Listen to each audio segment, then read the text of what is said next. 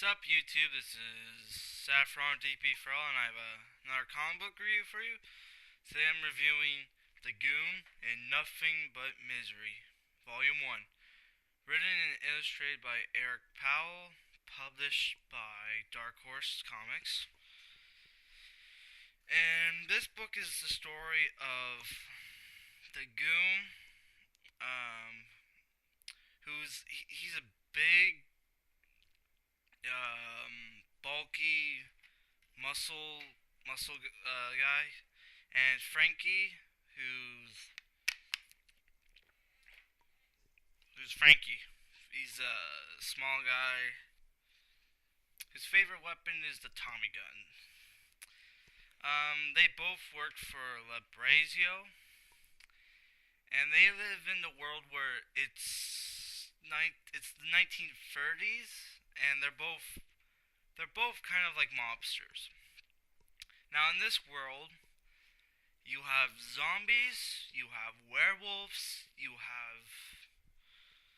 um, you have people that eat zombies, and you have fish people too.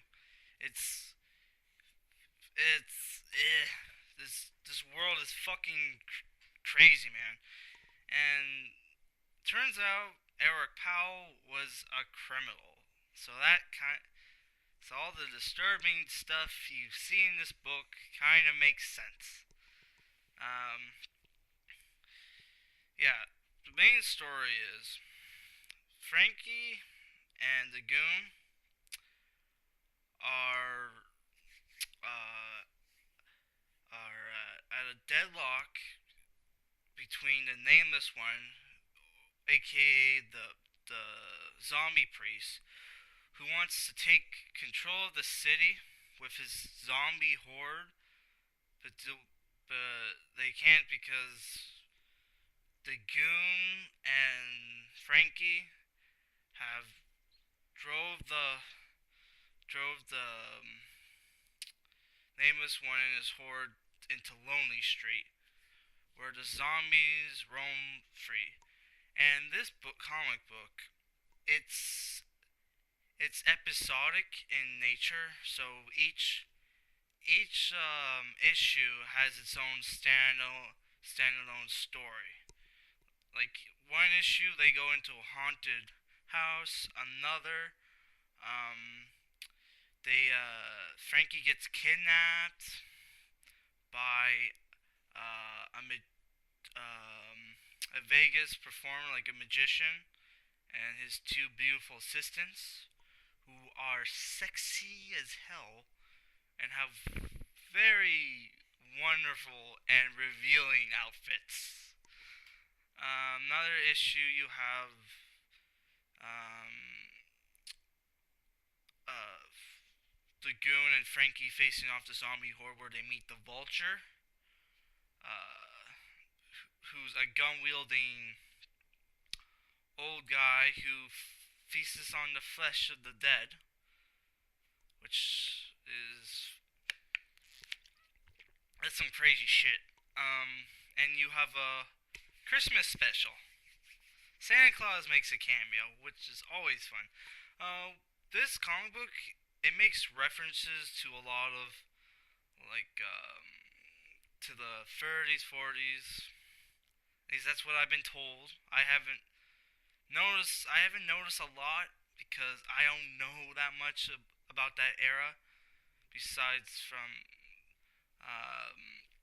prohibition and the the crimes that were going on. You also they have, which I was thought was cool. They have ads between issues, like pretty funny ads, like stuff that crank.com would do. It's pretty hilarious. What else? What else? Let's go. I'm gonna do my likes, dislikes. Cool, wacky art. Um, the first, the two main characters are cartoony. Most of the characters are cartoony, while others have like a realistic look. There's some good gore. The action's really good. It's fantastic. The Goon, he's one of those guys that uses his hands, and he's fucking strong as hell. He grew up in a like circus kind of thing, like with circus freaks, I guess. While Frankie's probably I would say he's the comedic relief, and he's super funny as hell. Especially some of the jokes in this book is very dark. If you don't like dark humor, keep on walking, cause this ain't for you, son. Um, Funny dialogue, awesome, unique characters. I never heard of a of a person who eats zombies. I've never heard that. That's fucking crazy shit. And he used to be like a cowboy sheriff, which that his origin was pretty cool. It was like something straight out of like a Clint Eastwood movie, but with zombies. Funny reference humor. Now I gotta go to my dislikes. Weird numbering. Even though this says Volume 1, it is not the first book. There's a Volume 0. Which that really pisses me off. Because when I buy Volume 1, I want, especially if it's something with DC and Marvel, I'm not gonna expect like this is like this is the first complete works of the beginning. I'm not gonna expect that if it's like an old character. But this is Dark Horse, and I'm sorry, if you're gonna put Volume 1, make it the fucking first book. This is technically Volume 0. Even the fucking even my comic book store guy didn't know that there was a Volume 0, or he would have gotten this. I picked this book up the first day this came in, and he put it on his shelf. He had the first 3 volumes. If he knew there was Volume 0, he would have picked it up and he would have told me. So I thought that was bullshit, but it's still good jumping on point. You're not. I'm guessing you're not mixing much, but I don't know. There's this huge thing with they reference the first volume, and it has to do with the Goon's boss, Labrazio. Okay, another dislike.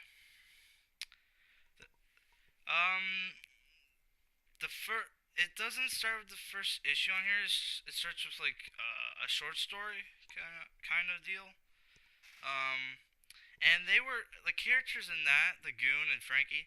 They were unlikable at first, but as the series goes on, uh, you look past it. They're pretty cool characters.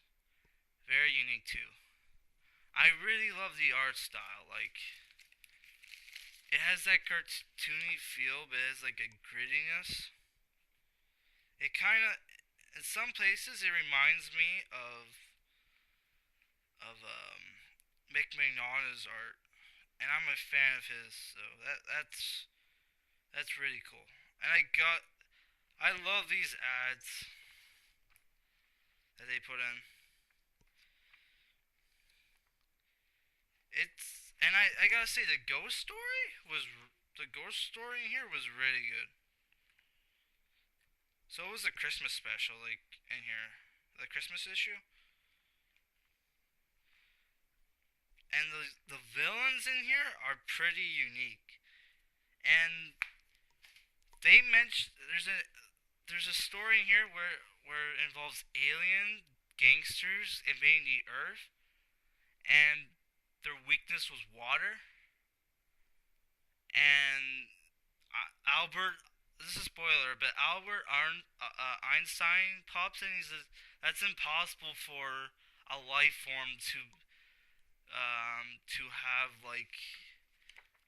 like an allergic reaction, to have like a painful reaction to water, since the building blocks of life is water, and so even the fucking atmosphere of the planet would have burned them. It makes no sense. Which, if you think about it, it makes that one.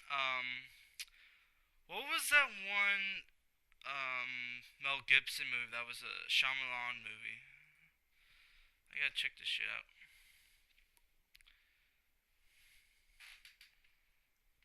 Shit. What was? I can't remember.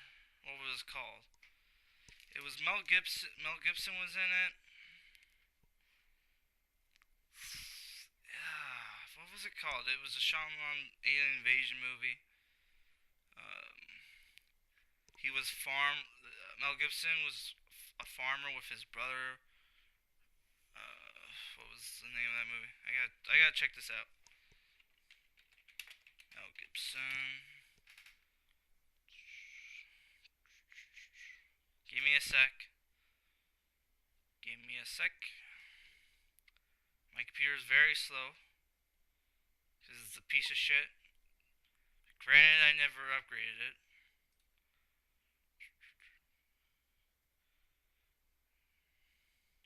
Come on. Signs! That's what it was called. Signs was that piece of shit's name. M. Night Shyamalan, yep. That was in 2002. Joaquin Phoenix was in that. Rory Culkin was in that movie? Holy shit. I didn't know he was in that movie. Huh. I didn't know that. The guy from Scream 4 was in that movie? Shit. Anywho, I'm gonna give you my rating. It's a must own.